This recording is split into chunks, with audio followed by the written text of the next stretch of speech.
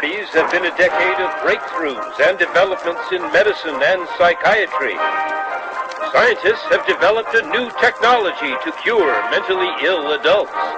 With the use of electroshocks, the minds of sick patients are being wiped clean, giving them a fresh start. On this blank slate, physicians then imprint a new, healthy personality.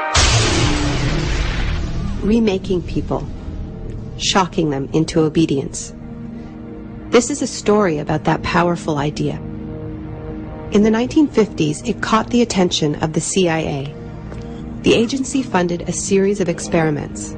Out of them was produced a secret handbook on how to break down prisoners. The key was using shock to reduce adults to a childlike state.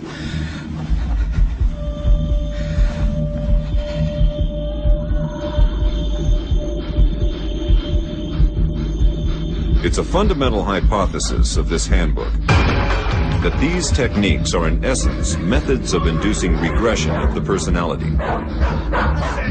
There is an interval, which may be extremely brief, of suspended animation, a kind of psychological shock or paralysis. Experienced interrogators recognize this effect when it appears, and know that at this moment the source is far more open to suggestion, far likelier to comply than he was just before he experienced the shock.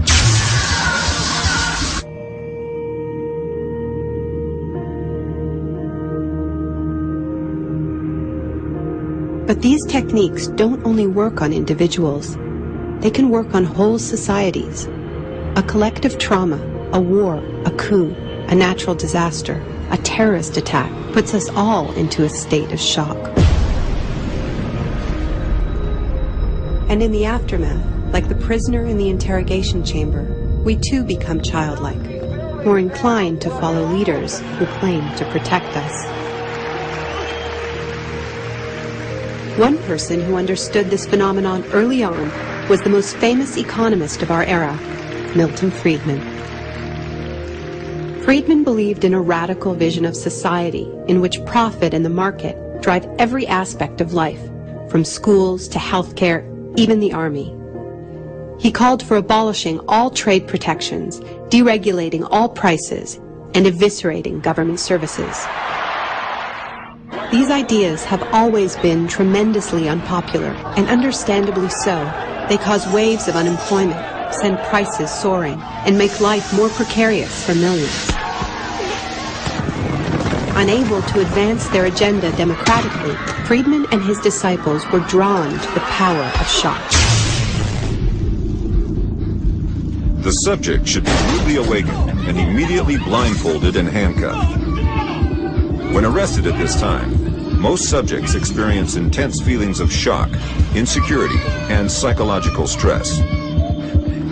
The idea is to prevent the subject from relaxing and recovering from shock.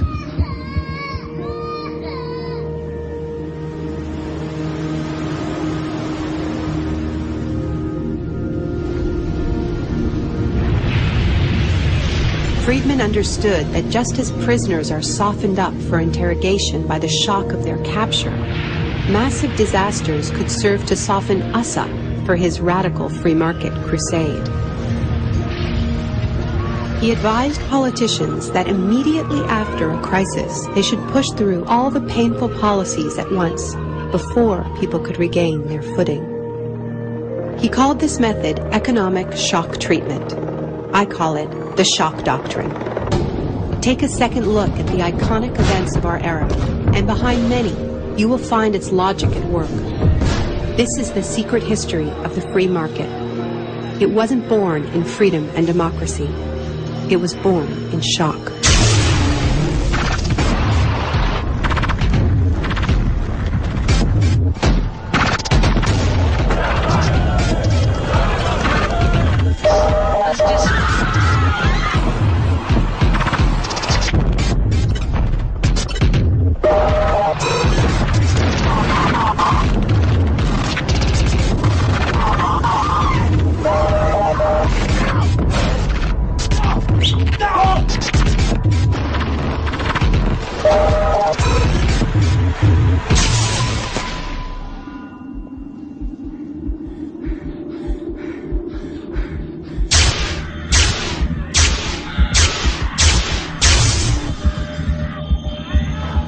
Isolation, both physical and psychological, must be maintained from the moment of apprehension.